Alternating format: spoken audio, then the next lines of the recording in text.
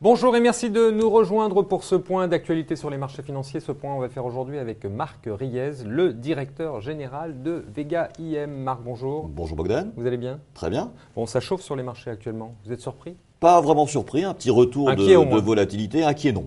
Inquiet non, surtout pas. Je pense au contraire que c'est une opportunité pour se renforcer sur les marchés d'actions européennes, ce petit mouvement de nervosité auquel on assiste.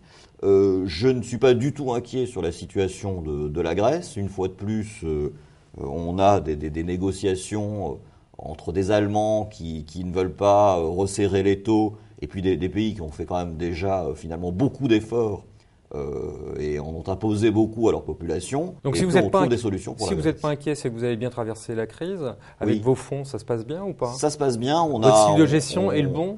Oui. Ça tient. Je suis toujours convaincu que l'important, c'est de rester sur des valeurs solides, des valeurs de croissance internationale, qui sont sur des métiers en développement, qui ont des positionnements concurrentiels forts, qui ont des bonnes marges, une bonne visibilité. Vous me disiez en arrivant, on n'a quasiment pas souffert dans les fonds.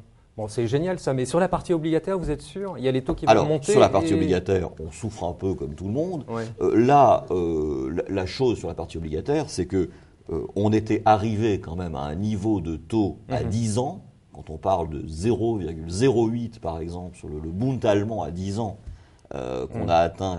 Il y a quand même beaucoup de gens qui sont très étonnés par ça, que les taux remontent alors que c'était monté aussi bas. C'est surprenant, mais... Qu'est-ce qui faisait que les taux étaient si bas? C'est que le marché craignait un risque de déflation en zone euro et une stagnation très pénible de l'économie européenne à cause de ça. Finalement, la BCE, elle a largement réussi son pari. En peu de temps, elle a réussi à inverser les anticipations d'inflation. Ces anticipations sont aujourd'hui redevenues positives.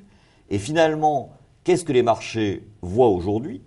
Une économie européenne qui redémarre un petit peu, avec un 8, un 9 de croissance de prévu pour 2016. Oui, mais on a des taux européens qui vont remonter. Est-ce que vous avez les produits adéquats? Inévitablement, bien sûr, parce que si qu'est-ce vous voulez, que vous avez par exemple aujourd'hui qui peut résister à la remontée on était des très taux? peu investi sur les obligations d'État européennes à 10 ans avec des taux quasiment à zéro. On a plutôt privilégié. Est-ce que vous avez des produits pour jouer la remontée des taux? Alors, on a un fonds qui s'appelle Elite Euro Rendement, qui est un fonds diversifié, prudent, avec une partie taux courte, avec des obligations plutôt d'entreprise, donc qui ont encore un rendement pas trop infâme, mais surtout avec une part action qui peut aller de 0 à 30% et qui nous permet justement, elle, de générer un bon rendement sur ce produit. On a fait à peu près 33% de performance sur les 3 dernières années et on est convaincu qu'avec le redémarrage de l'activité économique en zone euro, avec le fait que l'Amérique va être obligée en fin d'année de commencer à remonter ses taux, ce qui va encore faire monter le dollar. Votre conseil aujourd'hui, ce serait quoi? Qu'est-ce qu'il faut faire? Rester sur les belles valeurs européennes qui sont exposées à la croissance mondiale, qui sont exposées au dollar et qui certainement, en deuxième partie d'année, avec la remontée des taux américains, vont connaître une nouvelle phase d'appréciation. Non seulement pas d'inquiétude, mais je pense s'il y a justement un peu des turbulences cet été, en profiter sur les belles valeurs qu'on aime bien, les Essilor, les Luxottica, les Henkel, de cette nervosité pour acheter des beaux dossiers à un prix plus intéressant. Marc Riez, merci beaucoup. Merci Bogdan.